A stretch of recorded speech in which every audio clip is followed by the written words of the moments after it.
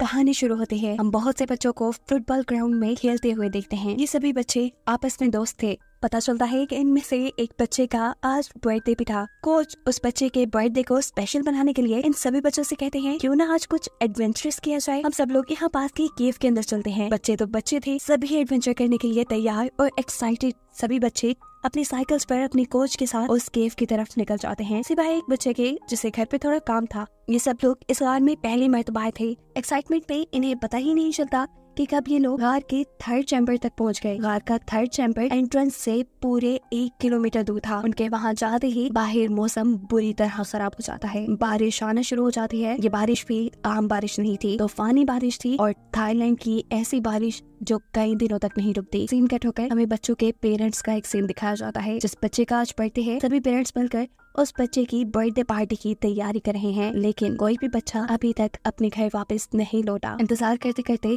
ये लोग थक चुके थे और तब इनकी टीम का वो बच्चा जो उनके साथ नहीं जा पाया था, वो इन पेरेंट्स को बताता है कि सभी बच्चे मिलकर केव में गए थे। बारिश भी बहुत तेज हो रही थी और वो केव तो पहले ही खतरे से खाली नहीं थी। सभी पेरेंट्स के दिमाग में खतरे की घंटियां बजना शुरू हो जाती हैं और वो फौरन इमरजेंसी सर्विस में कॉल कर देते हैं। इमरजेंसी में रेस्क्यू टीम के डाइवर्स इस केव के अंदर जाते हैं, जहां पूरी तरह पानी भर चुका था। बच्चों का दूर दूर तक नामो निशान नहीं था। ये लोग चैम्बर 3 तक भी पहुंच चुके थे। चैम्बर 3 केव के अंदर वो पॉइंट था जहाँ पे लास्ट टाइम मूवी में बच्चों को दिखाया गया। इतने पानी भरे केव में डाइवर्स की हालत खुद भी खराब हो चुकी थी। काफी घंटों बाद वो बहुत ही मुश्किल से इस केव के अंदर से बाहर निकलने में कामयाब हो पाते हैं। उनकी हालत अपनी इतनी ज्यादा खराब थी कि वो किसी और को क्या संभालते। दूसरी तरफ यहाँ केव के बाहर बच्चों के पेरेंट्स भी अपने बच्चों का इंतजार कर रहे थे, लेकिन बुरी खबर उन्हें ये मिलती है कि उनके बच्चे केव के अंदर नहीं है। पेरेंट्स की उम्मीदें टूटती जा रही थी कि पता नहीं उनको उनके बच्चे वापस मिलेंगे भी कि नहीं। अगला दिन भी हो गया था, बारिश थम नहीं रही थी और ऐसे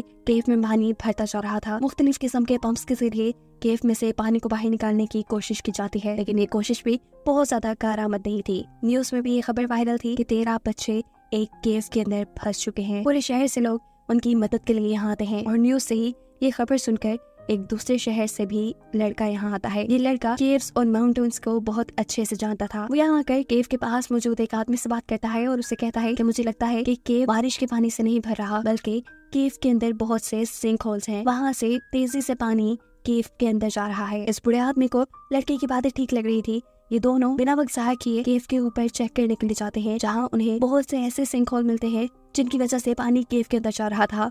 जितना हो सकता था ये लोग उन सिंक होल्स को बंद कर देते हैं ताकि केव में ज्यादा पानी ना जाए और बच्चों के बाहर निकलने के चांसेस बढ़ जाएं। देखते देखते 5 दिन भी गुजर गए। बच्चों का कोई अता पता नहीं था। थाईलैंड के डाइवर्स तो उन बच्चों का पता लगाने में नाकाम हो चुके थे। इसीलिए थाईलैंड की गवर्नमेंट इंग्लैंड की गवर्नमेंट से मदद मांगती है और इंग्लैंड वाले यहाँ पर अपने 2 सबसे एक्सपर्ट डाइवर्स को भेजते हैं। इन दोनों डाइवर्स में से एक का नाम रिक और दूसरे का नाम जॉन था। बिना वक्त ज़ाया के ये लोग थाईलैंड पहुँच गए।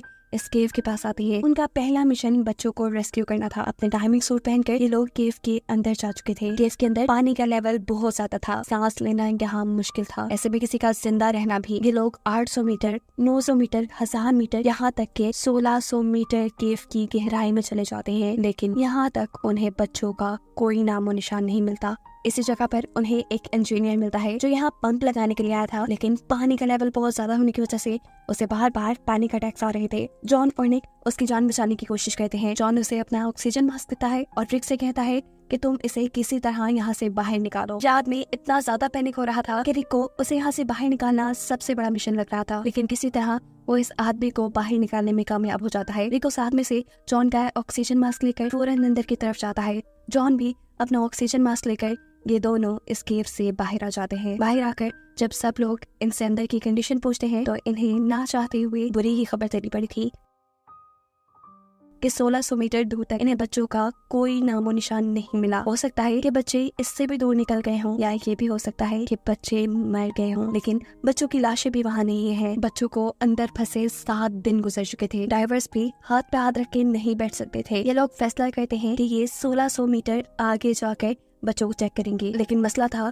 केव में लगातार बढ़ता हुआ पानी। ऐसे में इन्हें बारिश के थमने का इंतजार करना था। ऐसे में इनकी मुश्किल आसान करने के लिए यहाँ एंट्री करता है वही लड़का जिसने पहले केव के सिंक होल बंद किए थे। वो यहाँ गवर्नर से मिलता है और उन्हें आज्ञा देता है कि हमें केव के पानी का रुख मोड़ देना चाहिए। पानी का रुख मोड़ने की वजह से ये पानी फसलों में जाएगा, ऐसे फसलें तो तबाह हो जाएंगी लेकिन बच्चों को बचाने के चांसेस बढ़ जाएंगे। गवर्नर को भी उनकी बात में दम लग रहा था। वो यहाँ सारे फार्मर्स से मिलते हैं और उनसे इस आइडिया को डिस्कस करते हैं। वो जानते थे कि इससे फार्मर्स का बहुत बड़ा नुकसान होगा लेकिन बच्चे बच जाएंगे। फार्मर्स भी खुद खर्च नहीं थे, 13 बच्चों की जान उनकी इन पैसों से ज्यादा जरूरी थी, इसलिए वो गवर्नर के आइडिया को मान चुके थे। फाइनली अब पानी का बहाव मोड़ दिया जाता है। केव से पानी का लेवल कम होते ही रिक और जॉन दोबारा केव के अंदर बढ़ते हैं। इस मर्तबा उन्होंने 2200 मीटर से ज्यादा सफर तय कर लिया था लेकिन अब भी कोई उम्मीद नहीं थी। वहाँ उन्हें कुछ नहीं मिला। ये लोग पीछे ही मुड़ने वाले थे कि अचानक जॉन को वहाँ एक लाइट जलती दिखाई देती है। ये लाइट एक पतले से रास्ते से आ रही थी। मुश्किल से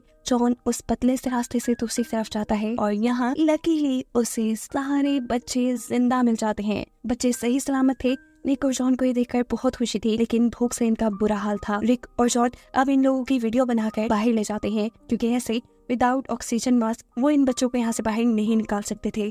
यहाँ जब जॉन इनकी वीडियो बना रहा था तो कोच उस वीडियो में कहता है कि मेरी ही गलती है, मैंने ही बच्चों को इस एडवेंचर करने, लेकिन सारे बच्चे उसकी बात काट देते हैं और कहते हैं कि नहीं, कि कोच ही है जिनकी वजह से हम अभी तक जिंदा हैं। इन्होंने हमें मेडिटेशन करवाई और हमें जिंदा रहने का हौसला दिया, हमारे अंदर उम्मीद जला के रखी कि हम यहाँ से बच निकलेंगे। रिक और जॉन वीडियो बनाने के बाद इन दोनों से कहते हैं कि थोड़ी देर में हमारी बाकी टीम तुम सबको बचाने के लिए यहाँ आ जाएगी, अपनी अपनी हिम्मत बनाए रखना। बाहर आकर ये सभी लोगों को ये खुशखबरी दे देते हैं कि उनके सभी बच्चे जिंदा सलामत थे। वो सबको बच्चों की वीडियो दिखाते हैं जो वीडियो देखकर उन लोगों की जान में जान आई थी। सभी लोग बहुत खुश थे लेकिन दूसरी तरफ रिक और जॉन नहीं, ऐसे जैसे उन्हें किसी गड़बड़ी का अंदाजा हो। वो यहाँ गवर्नर से मिलते हैं और उन्हें बताते हैं कि बच्चे अभी तक अंदर बिल्कुल जिंदा सलामत हैं लेकिन उन्हें वहाँ से निकालना सबसे बड़ा मिशन है। केव की एंट्रेंस में पानी का लेवल बहुत ज्यादा है। ऐसे में जब वो इतना बड़ा इंजीनियर पैनिक हो रहा था तो फिर ये तो छोटे छोटे बच्चे हैं। बच्चों तक रेस्क्यू टीम के जरिए खाना पानी पहुंचा दिया गया था। वहाँ पर डॉक्टर्स भी जा चुके थे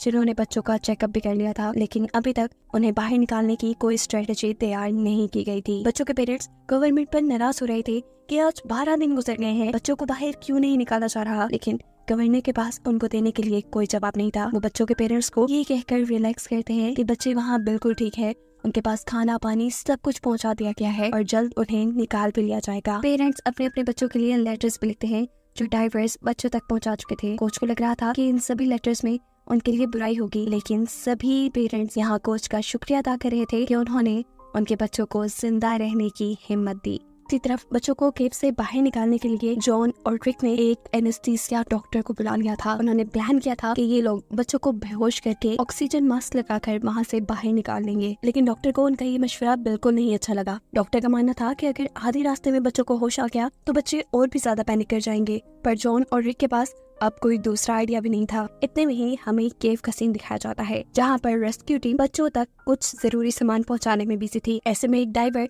जब बच्चों को चीजें देकर वापस आ रहा था तभी उसका पाँव केव में एक रस्सी के अंदर फंस जाता है। वो अपने पाँव को वहाँ से निकालने की बहुत कोशिश करता है लेकिन इस सारी कोशिशों में उसके ऑक्सीजन सिलेंडर का पाइप भी वहाँ ही एक पत्थर में फंसकर टूट जाता है। इस टाइम वो पानी में था और ऑक्सीजन ना मिलने की वजह से उसकी वही मौत हो जाती है। रेस्क्यू टीम उसे निकालकर बाहर लेके आती है। उसके मरने से ये सभी काफी दुखी थे, जबकि दूसरी तरफ डॉक्टर और रेस्क्यू टीम को भी ये समझ आ गई थी कि रिक और जॉन जो मशवरा दे रहे हैं बच्चों को बेहोश करके बाहर लाने का, वो बिल्कुल ठीक है, क्योंकि जहाँ ये इतना बड़ा डाइवर पैनिक करके मर गया, बच्चे तो फिर छोटे हैं। रिक और जॉन अब अपना आइडिया गवर्नर को बताते हैं और गवर्नर भी उसी आइडिया से बच्चों को बाहर निकालने के लिए तैयार थे। रात में अब डॉक्टर यहाँ रेस्क्यू टीम के सभी डाइवर्स को बच्चों को इंजेक्शन लगाना सिखाता है जिसकी मदद से बच्चे बेहोश हो जाएं। ये सब सीखने के बाद अगली सुबह अब वो दिन था जब इन्हें अपना मिशन कंप्लीट करना था। इन्हें बच्चों को केव से बाहर निकालना था। केव के बाहर बहुत से लोग जमा थे, बच्चों के पेरेंट्स, शहर वाले और सभी बच्चों के सेफली वहाँ से निकलने की दुआएं कर रहे थे, क्योंकि अगर इस मर्तबा कोई भी गड़बड़ी हुई तो बच्चे मर कर ही बाहर निकलेंगे। केव के अंदर जाने पे इन्हें एहसास होता है कि सभी बच्चों को एक साथ निकालना बहुत ज्यादा मुश्किल है। ये प्लान चेंज करते हैं और केव में से एक वक्त में सिर्फ 4 बच्चों को निकालने का सोचते हैं। एनेस्थीसिया के इंजेक्शन लगाकर बच्चों के हाथ पांव भी इन्होंने बांध दिए थे ताकि अगर लास्ट में उन्हें होश भी आ गया तो वो हाथ पांव मारकर कोई गड़बड़ी पैदा न करे। अब जैसे ही ये लोग बाहर की तरफ निकल रहे थे तब एक बच्चे को होश आ जाता है। उस बच्चे को इन्हें एक एक्स्ट्रा डोज देनी पड़ती है और फिर सभी बच्चों को एक दूसरे के साथ रस्सी से बांधकर बाहर निकाला जाता है। फाइनली अब काफी घंटों की मेहनत के बाद 4 बच्चे सेफली बाहर निकल चुके थे। अपना मिशन सक्सेसफुल होते ही सभी डाइवर्स बहुत खुश थे, साथ ही साथ पेरेंट्स भी। अगले दिन दोबारा 4 बच्चों को लाने का काम शुरू होता है और इसमें भी ये सभी डाइवर्स कामयाब हो जाते हैं, जिसके बाद केव में सिर्फ 5 ही लोग बचे थे, 4 बच्चे और एक कोच। और मुश्किलें दोबारा पैदा हो जाती हैं। बारिश इतनी तेज होती है कि हर जगह पानी भरने लगता है और ऐसे केव में भी दोबारा पानी का लेवल बढ़ जाता है। लेकिन पानी के लेवल बढ़ने की वजह से अपना मिशन रोक देना एक बेवकूफी थी। वक्त के साथ पानी और भी ज्यादा बढ़ जाता, इसीलिए ये लोग अपनी रूटीन के मुताबिक अपना काम शुरू करते हैं और बाकी 4 बच्चों को निकालने के लिए केव के अंदर बढ़ जाते हैं। इस मर्तबा बच्चों को रस्सी से बांधकर एक साथ बाहर नहीं लाया गया। हर डाइवर एक बच्चे की जिम्मेदारी ले रहा था और उसे आराम से बाहर निकाला जा रहा था। 3 बच्चों के सेफली बाहर निकलने के बाद यहाँ चौथे डाइवर से गलती हो जाती है। उसके हाथ से रस्सी छूट जाती है, जिससे वो खुद भी यहाँ पानी में बहने लगा था, लेकिन वो किसी तरह एक चट्टान को पकड़कर अपने आप को स्टेबल करता है। उसके हाथ में बच्चा भी था, जिसे वो अपनी जान खतरे में डालकर संभाल रहा था। ये डाइवर और ये बच्चा मर भी सकते थे, लेकिन इन दोनों की किस्मत अच्छी थी, क्योंकि रिक की नजर उनके ऊपर पड़ जाती है। वो दूसरे डाइवर से कहता है, तुमने हिम्मत नहीं हारनी, अभी मेरे पीछे एक और डाइवर आ रहा है, मैं उसे तुम्हारे तक भेजता हूँ, लेकिन पहले मैं इस बच्चे को बाहर छोड़ाऊं। रिक अपने पास मौजूद उस बच्चे को बाहर छोड़कर दूसरे डाइवर को इनकी जान बचाने के लिए भेजता है और फाइनली ऐसे ये लोग इस बच्चे को, डाइवर को और कोच को भी निकालने में कामयाब हो जाते हैं। इन लोगों का मिशन पूरा हो चुका था। ये एक टीम वर्क था। अपनी कामयाबी पे ये लोग जश्न मना रहे थे। इन्होंने 13 जिंदगियां बचा ली थी। ये सभी बहुत खुश थे और इन सबको खुश दिखाते हुए ये कहानी खत्म हो जाती है।